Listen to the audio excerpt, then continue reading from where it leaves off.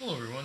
Sorry about that terrible rendition of Reptilla there, but I have stuff I want to get into today. So, as you can see, Jeffrey is up and running on the screen, and so he's down here.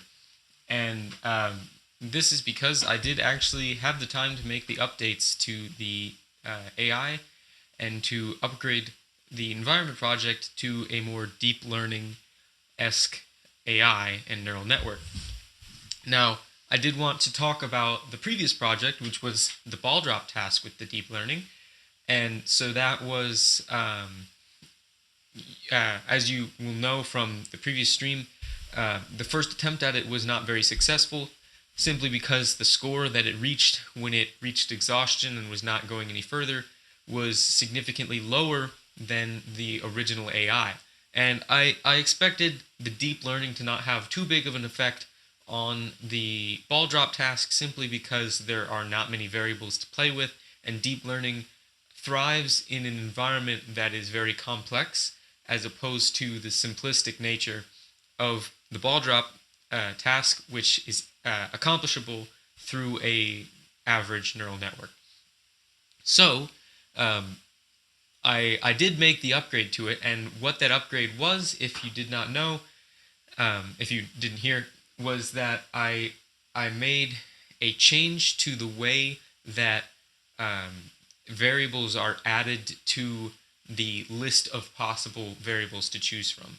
So when the AI um, when the AI creates this new combined variable, which is so let me pull up a paint just so you can see what I'm working with here.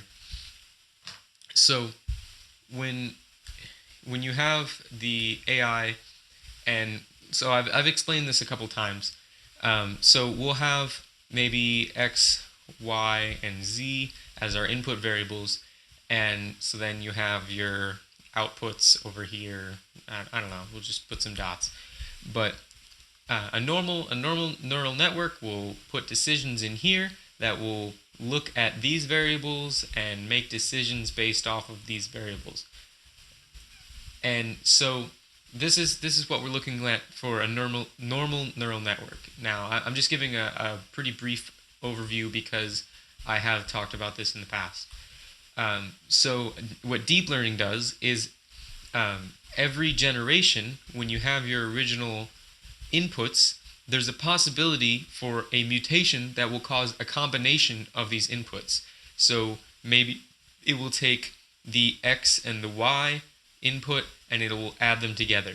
And I don't know if this metric will be important, but given no context, it very well could be. So now that you have your decisions, you can make decisions based off of this variable that will affect the outcomes in the future. And so this is important because a lot of variables end up being dependent on other variables. So finding these dependencies is key because it will happen that maybe looking at one variable by itself and looking at another variable by itself both don't help out, but those two variables together can form a meaningful set of information. And so I can give an example in the environment project. So let's say we have the health, and the battery. I'm just going to write bat. All right, so we have the health and the battery. So these are our two input variables. Now, obviously, in the environment project, which is one reason that I wanted to put the deep learning program into the environment project, there is actually 407 different variables that are working with. Now, those are variables pertaining to the x and y coordinates of known objects, and also maybe the assets that Jeffrey has to work with. But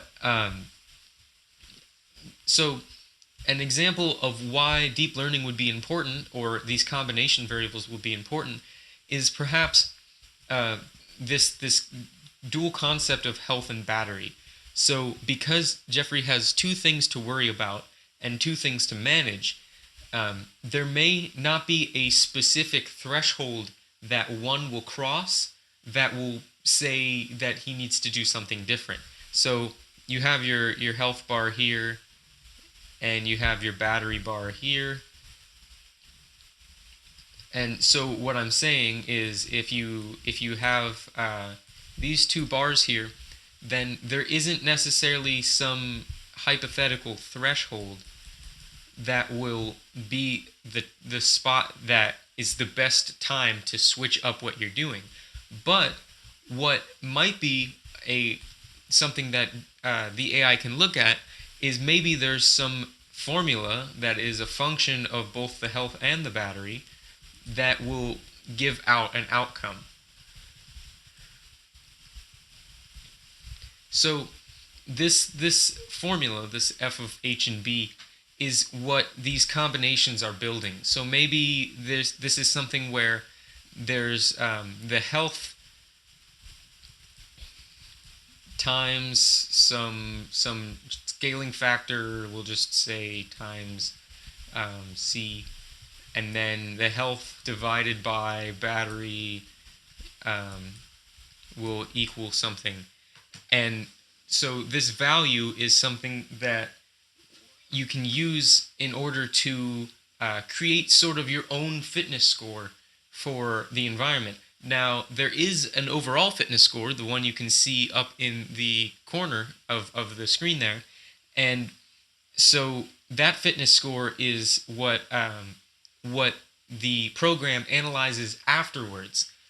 In the driver program, the score is never actually seen by the AI, which means that the AI has to figure out programs that will optimize the score without seeing it in real time. So in order to do that, it has to build its own model of the scoring system. So this is where these combination variables can come into play. Now, I haven't been running the environment project, this specific running of the environment project, for too long, simply because I just finished the coding of it, and it is very possible that there's still an error in the code and it will crash during the stream. So I would warn you on that. I am still kind of playing around with the bug testing and whatnot, but as of right now, it is running. You will see that the score is moving down more fluidly. This is not a different pace, although it does look faster. I just made this so that this was something I was working on with trying to make the engineer program. It was better to have a floating point constant score system as opposed to that tiered dropping down every once in a while score. So it shouldn't affect anything in the long run in terms of how the gameplay is in the task. So I just wanted to point that out simply because it is kind of obvious on the screen. Okay, so what happened with the ball drop program? All right, so I'm pretty excited about what happened with the ball drop program. So you know that the first running of the ball drop program with this new deep learning idea was not very successful. The score of the final program was in the 30,000s, I believe, and the score of the regular IntGen in its final program was more up in either 400,000 or 4 million.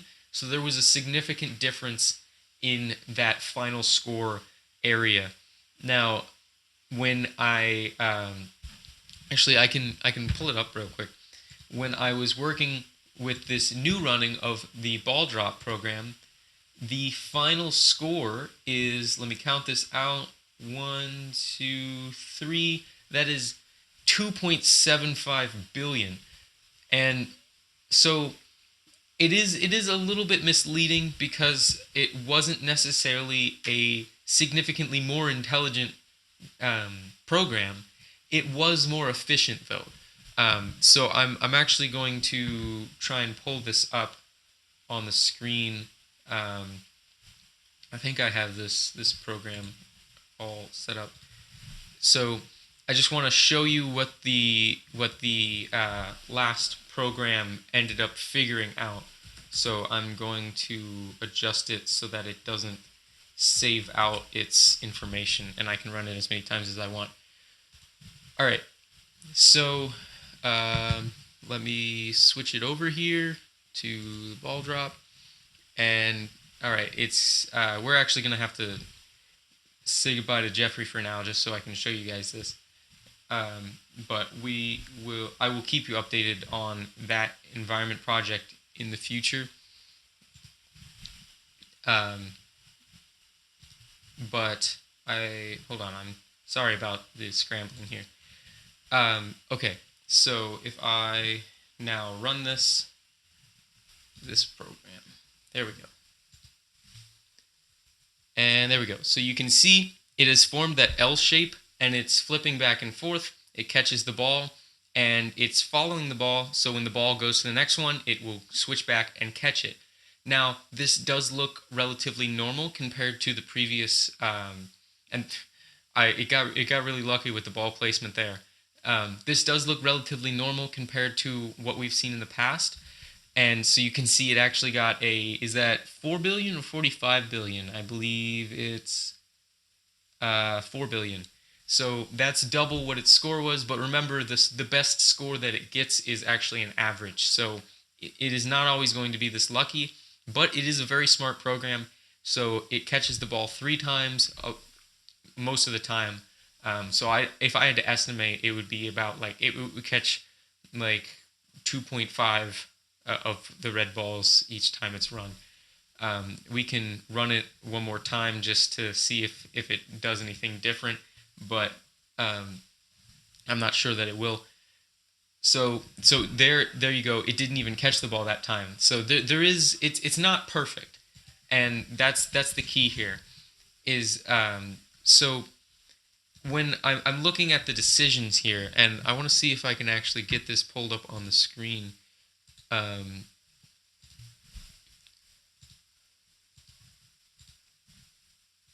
okay, let me try and get that. Okay, so you'll see down over here, down in this part of the screen. Can you see my mouse on the screen? No, you cannot. But maybe if I highlight stuff. So yeah, this is the decision it's making. And when I say decision, I mean decision. It's only making one if statement. Compared to the possible 32 it could be using, it's only using one if statement, and it achieved everything that any of my AI runnings in the past have achieved, other than knowing to go down after it's caught the ball. That's the only thing that it hasn't figured out. But with one decision, it has figured this out, and I'll go ahead and explain what this decision is here. So this decision is actually saying, first off, this first if statement right here is simply saying that if the it's basically saying that if the y coordinate of the ball is equal to -8, then it sets the it basically tells one end of the string of blue dots to go up. And it does that right away because the red ball actually starts off the screen to the top. And so at some point in being up at the top, it hits -8 and the string of blue dots starts moving up.